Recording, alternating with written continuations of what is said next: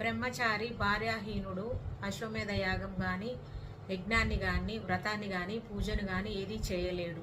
అయితే తనను విసర్జించినటువంటి శ్రీరామచంద్రుడు అశ్వమేధ యాగాన్ని చేస్తున్నాడని తెలుసుకున్న సీత బాధపడుతుంది. తన భర్త మరొక పెళ్లి చేసుకున్నాడా ఏంటని ఆలోచిస్తూ ఉంటుంది. ఆమె సందేహాన్ని నివృత్తి చేయడం కోసం వాల్మీకి మహర్షి ఆమెను మనసు ద్వారా అయోధ్య నగరానికి పంపిస్తాడనమాట. అక్కడికి వెళ్ళిన సీత తన భర్త రెండో పెళ్లి చేసుకోలేదని స్వర్ణ సీతను కూర్చుండబెట్టి వ్రతపూర్తి చేస్తాడని తెలుసుకొని చాలా సంతోషపడుతుంది.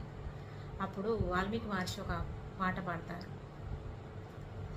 రఘుకులేశుడే ధర్మము వీడి మరో భామతో కూడిన నాడు నాదు జపము తపము నా కావ్యం హృదయగుణమ్మ సందేహించకుమమ్మ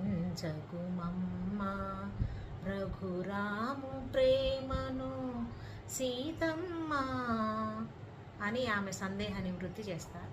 ధన్యవాదాలు.